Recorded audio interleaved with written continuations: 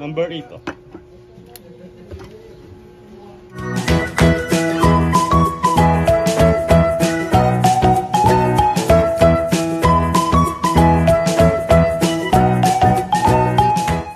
Isang magandang buhay mga kabebe. Feeling ko ang tahimik ah. Wala po yung lahat ng mga bata. Sumama kinaan kasi may pinapick up din po akong item bandang San Fernando. Tapos si Papa Yam diba? May pinapakuha din po na kahoy para dun sa banda ng pool na ginagawa, yung nilalaro, yung tawag doon, basta alam ko pool. Ngayon sumama na yung mga bata, si Mama Beth sumama para daw makapag ano na din ako dito, makapag ayos-ayos ng walang istorbo daw. Pero hindi rin ako mapakali kasi syempre diba pag wala yung mga bata, iba kasi yung umaalis sila na hindi ako kasama, kaysa yung ako yung umaalis tapos alam ko nasa bahay lang sila. So pag ganun na hindi ako kasama, parang hindi ako mapakali. Yun, si Pretty na kasama ko ngayon. Oh. Matik na yan si Pretty na, Fritz. Nag-aakit pa ako ng mga gamit doon. Mga pinamili kahapon. Medyo nakapaglinis na sa bahay. Habang wala sila. Busy pa ngayon. Last day ng preparation.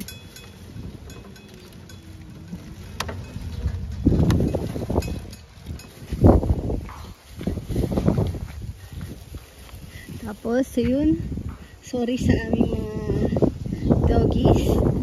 Matatali sila ng tawag bukas. Ilang oras lang naman sa isang araw sila matatali. Maliban lang kay, syempre kay Pretty, hindi naman. Kahit susunod yan dyan. Pero, bukas sa bahay lang naman si Pretty. Hindi ko pala siya pasusunurin dito. Tapos, si Junjun pala. Ayun, hindi naman siya itatali. Kasi si Junjun, kapag may tao, iiwas naman yun. Tsaka hindi siya yung tipong umihingi. Maano siya? Nahihiya siya. Ayun, naayos na yung CR. Ganda na ulit ng CR namin. Kasi, ito CR dati, nung kahit ka bago-bago. Mga pinagsusulatan yan eh.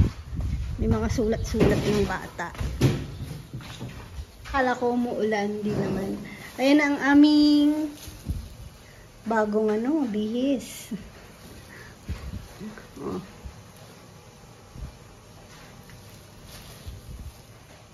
Yung lang, nalagyan ng tissue. Parang feeling ko mababa pagkakalagay pag possible na mabasa dito. Pero may bidet naman. Bihira naman tong gamitin. Kung may maghuhugas lang ng paa dito, maglagay kaya ako ng bawal maghugas ng paa. No? Nakakaano kasi pagbasa yung flooring. Parang ewan ko lang, ayoko nababasa yung flooring ng pagsasilaw. Ha? Ito yung, baka hindi naman siguro natapon ni Kuya Jun, si Kuya Jun naglagay nito. Yung pangbukas, yung key niya. Akala, sabi ko pang ikot, kumuha siya. Yung Philip na susi niya. Kaya yan ng maliit na daliri. Dapat inaano lang yan sa taas din doon, papatong lang. Dapat dito sana banda yan eh, dyan. Sa taas pa dito. O kaya, pwede rin doon sa side doon. Malaki ba butas ni Joya Jun? Ilan screw? Halata na rin pag nilakula. Ilis lang naman palang alisin. Sorry kay Kuya Jun. Sorry Kuya Jun. Dito ko na pinapalagay. Mas naman dyan. Tapos, ano ko yung ulit lang yung kitchen. Sabi ko, use namin ulit yung flooring.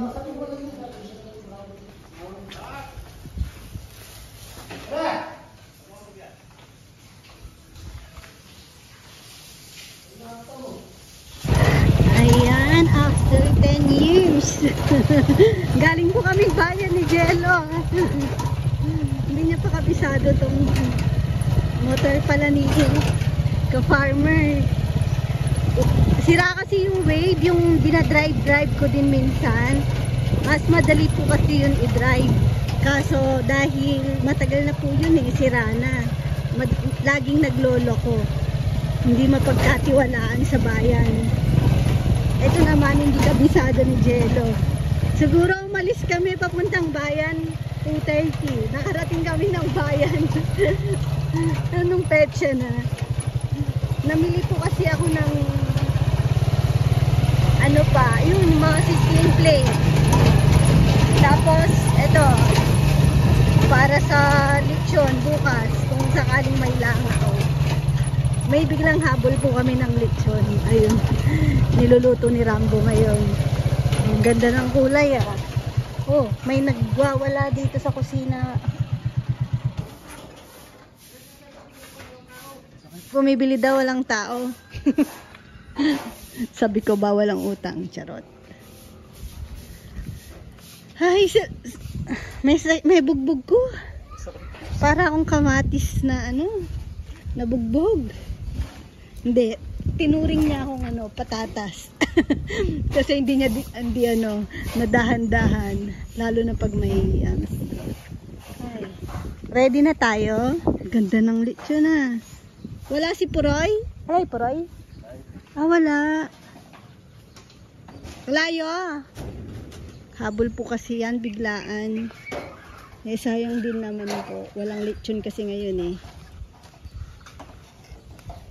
Good morning. Oh, yun si Dexo. Ngayon lang makikita sa aking vlog. Kanin. Ito, nasa rice cooker. Pares. Ba't hindi mangkok? Ayun. Kaya kasi Rolodex. Di na po ako. Putol-putol ang vlog ko. No? Sorry po. Nabisi po kasi sa preparation. Tapos, kahapon, opening. Syempre, mas busy kasi unang salang, syempre kahit may yung gagawin, ganun, iba yung sa actual na. Pero tingin ko po ngayon, mas okay. Bakit? Ay daw. Kain daw po tayo. Kahapon, syempre magulo pag madami, tapos wala pang gagawin. Parang lahat, hindi na alam yung gagawin. Ngayon, parang ang tawag doon, wala sa kaayusan pa. Kahapon, nag-meeting kami. So, yun, parang may pumasok ng maaga, tapos may late nang uwi. Pero, ilang oras lang, wala pang 8 oras. Yung magiging pasok ng Saturday and Sunday. Ngayon, nagparis, ayun, kaya pala hindi ako nakapag-vlog kasi busy. Kami ng mga lahat ng menu. Ngayon, yung sa pares, hindi na namin na-serve kahapon, yung lechon pares. Kasi pag naisip, ang hirap palang kumilos pag maliit yung kusina. Uy, may bulalo. Kanya pala yung rice. Sabaw pala kukunin ni Dex.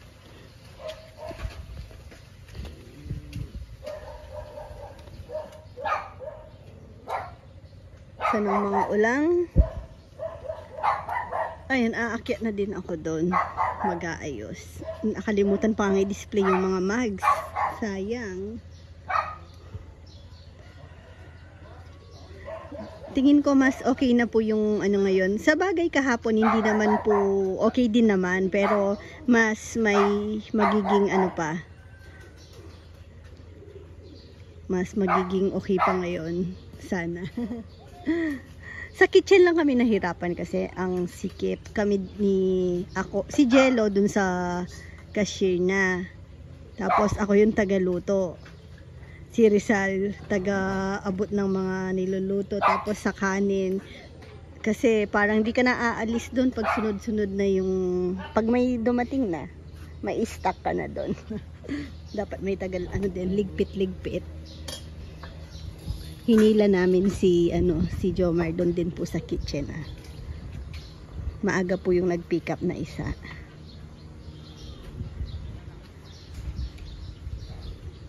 Tapos yung nagsaserve, ay napanood na sigurado pala sa vlog ni Ka-Farmer, late na ako. Yun, maraming salamat po pala sa lahat ng sumuporta po sa amin, sa lahat ng dumayo. Alala mo, si may order 2 kilo, after lunch ito babalikan. Kailan? Kung bayaw ni Froilan. Ngayon? Mamaya ako. Order May baboy na? Sana daw. Sino? Umiikot pa. May baboy na tayo? Hindi, 2 kilo. 2 kilo. Akala ko 2 baboy. Kasi kahapon may tumatawag po, habol ng lechon. Okay naman sana, may habol. Yun pala, magsunod-sunod may mga habol din kahapon. Hindi na yung stock po. Nagkulangan. Ayaw po kasi namin mag-stock ng madami. Dahil sa ASF. Delikado. Ayan. Pinaalmusal na lang po namin yung pares. Kasi kaya pala sabi ng mga tropa namin dito, syempre 'di ba, yung mga naglulugaw, nagpapares, tinry din daw nila yung mga karinderyan. Diba, nagsaserve sila ng lugaw tapos may magsaserve pa ng mga ulam. Sabi niya ano daw pag ganun, sobrang mapagod. Kaya nag-stick sa lugaw lang yung iba or pares lang. Ngayon kung weekdays, naiisip ko nga weekdays kasi yung pares parang pang umaga hapon lang. Gusto kong kapag titingnan po namin, pwede kami mag-serve din weekdays.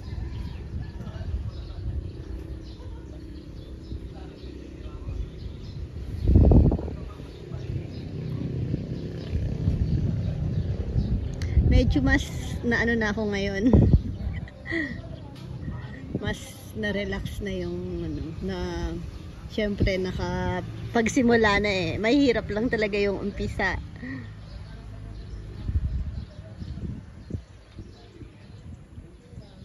Hindi rin po mainit kahapon, umulan-ulan ng kaunti lang, tamang dilig.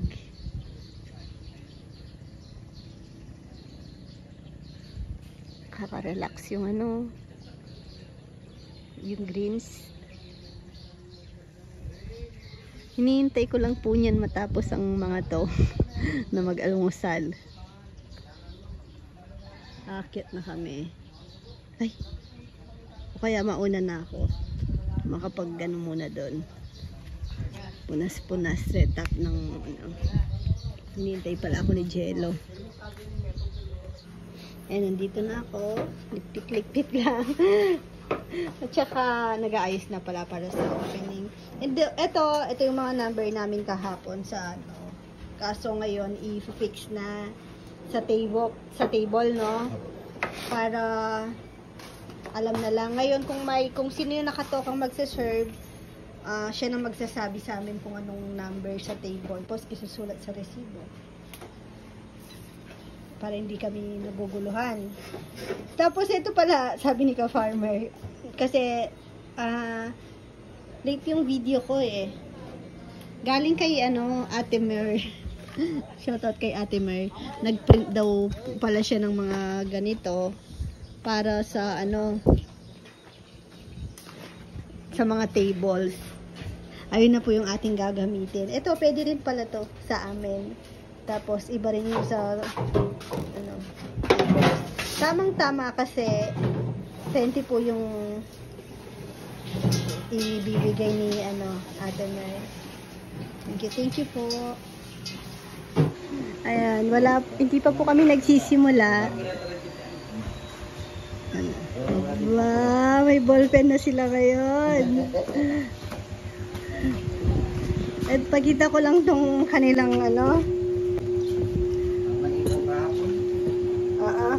ito po yung mga tips chips nila kahapon. Ayan. Bawal daw po ibulsa ang sukli. Joke lang. Ayan, thank you po. Uy, may ano doon kay, thank you kay Ate Ning. Salamat po. Thank you po. Tapos yung mga drinks namin. Ito ano lang to. Nilanggam kasi binebenta ko 35 piso. Kaso nilanggam ayoko naman magbenta baka may nakadikit na langgam. Free po muna sa ngayon.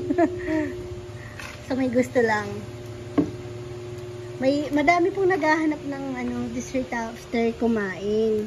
Ayan, bumili po kami ng saging. Si Mama Beth bumili kanina.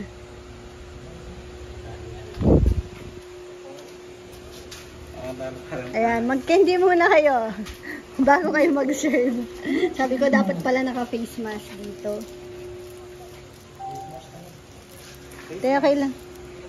Sa susunod.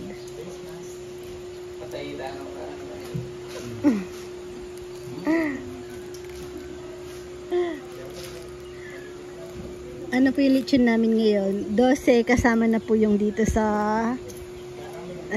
yung per kilo. Yung unang customer po pala namin, pero hindi pa naman kakain kasi maaga pa naman. From Cavite pa po sila. Dumayo po dito.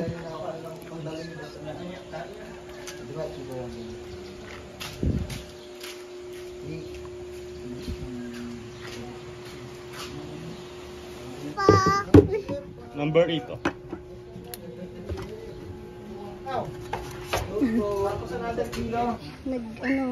Sumama si Pretty, naka e-bike kasi. Umakyat po sila dito.